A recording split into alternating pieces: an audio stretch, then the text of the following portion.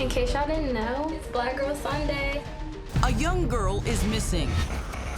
She walked at the house and that was the last time I ever seen him.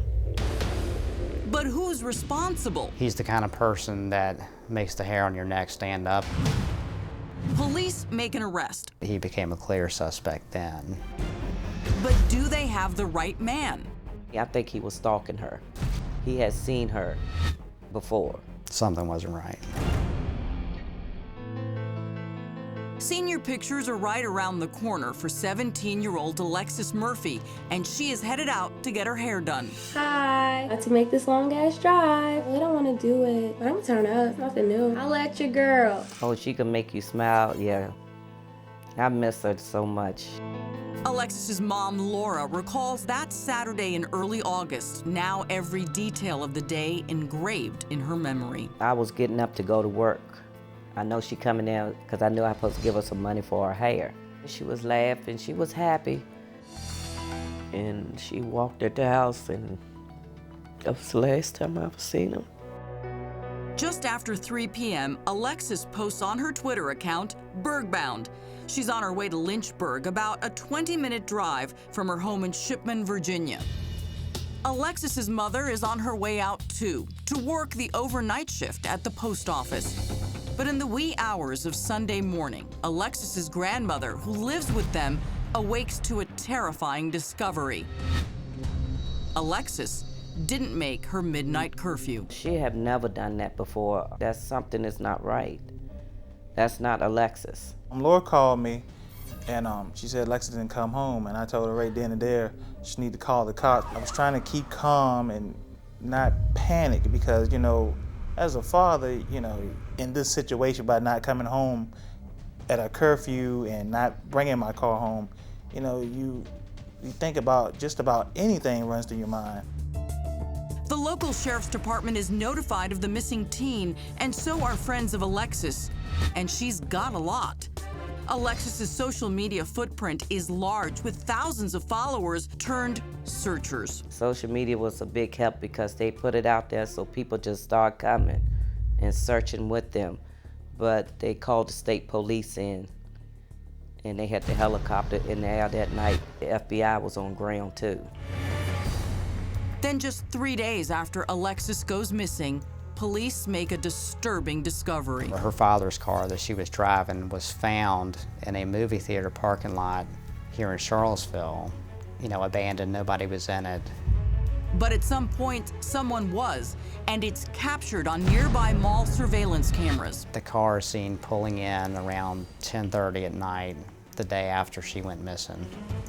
And who's the mystery driver behind the wheel? You couldn't see who got out of it though, and you know, they really tried to enhance the video, but it was just a very grainy black and white surveillance video. It was at night.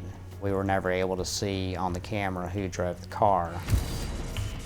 Then investigators get a hunch. It was more or less just brainstorming where she could possibly go. You know, we knew that that was a place where she would hang out. The Liberty gas station in Lovingston, where local teens hang out after school and on weekends.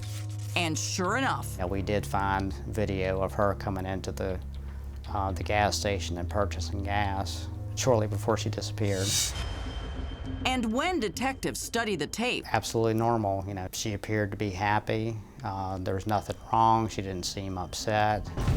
but on her way out of the gas station, frame by frame, there it is. A man holding a door for a woman to leave the store, and she walks out,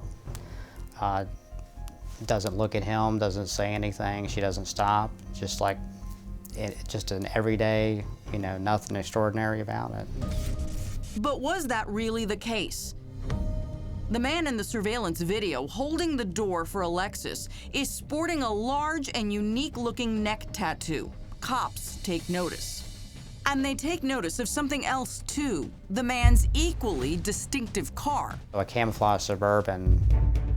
At the same time, the FBI zeroes in on Alexis's cell phone signal. It's pinging and it's eerily close. And we determined that her cell phone was located in an area about maybe 1 mile north of that gas station. And when FBI agents and Virginia State Police swarmed the area of the cell phone's location, it was abandoned property. It was an old house right beside Route 29, right along the main highway. Of course, since it was in the summertime, there's so much vegetation, you know, 5 feet away from the road, you're in the shadows. and parked within the overgrown brush. A very conspicuous camouflage Suburban that was pulled also into that area. Quickly, detectives are greeted by a familiar face. He had a very large tattoo on his neck of Daffy Duck.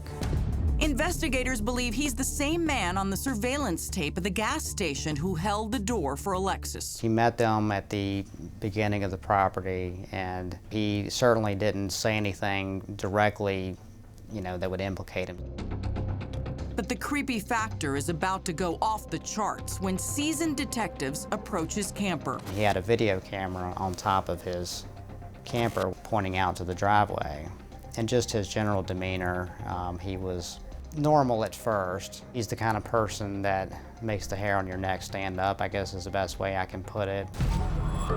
The man identifies himself as Randy Taylor and invites detectives inside.